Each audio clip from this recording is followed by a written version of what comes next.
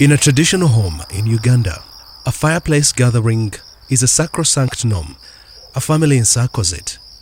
Elders on one side, the children on the other, as they intently listen to the elder's voice.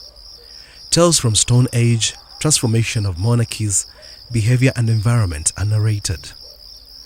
Told with the intention to persuade or dissuade, told and retold by generation. Environment was a seldom sounded object. There wasn't great need to. The natives always protected earth and its belongings. Physical features and environment were never under fear of extinction.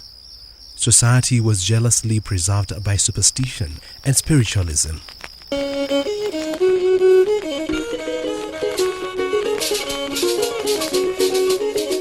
Growing up around Lake Wamala, for me recalls vivid tales of the fireplace, the longest water body and most profound physical treasure in our land. Such importance made for a logical tale about this lake. Lines neatly woven to safeguard its prestige, safely told to avoid abuse. Their lives and last breath depended solely on it, lifeless without it. Lake Wamala is located in districts of Mubende, Mityana and Mpigi in central Uganda. The lake naturally covered an area of approximately 250 square kilometers, now short on those square kilometers due to man's activities. The name Wamala was coined from the last king of the Bachwezi dynasty, King Wamala. According to the legend, he disappeared into the lake. To a born of this land, the lake means more than a source of water, but stores a royal treasure in its banks, the legendary King Wamala.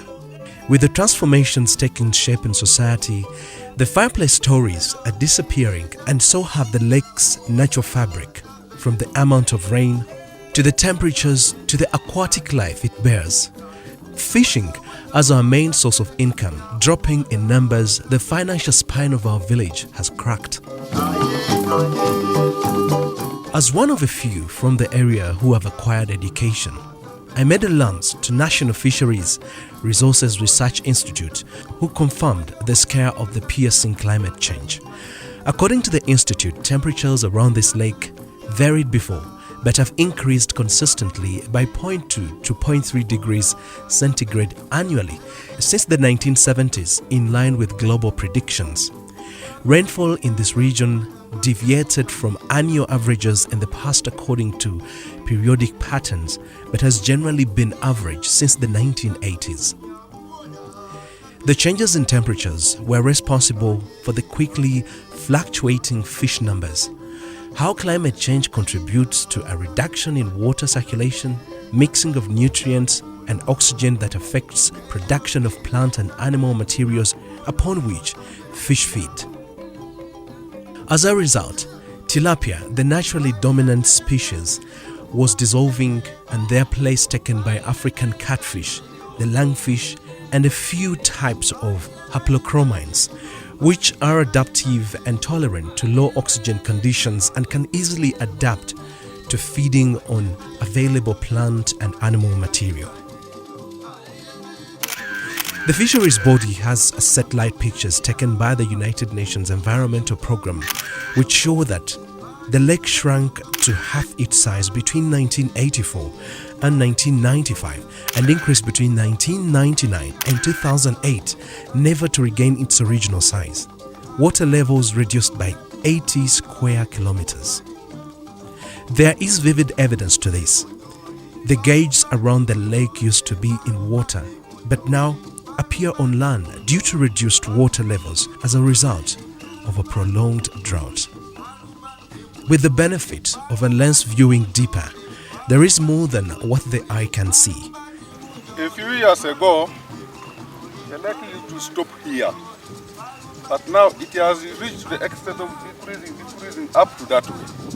I noticed that the water and lakeside areas are also threatened by other factors, such as the use of agrochemicals and fertilizers, cultivation upon to the age of water bodies, destruction of papyrus for roofing houses, and cutting of trees for timber, charcoal burning and other uses.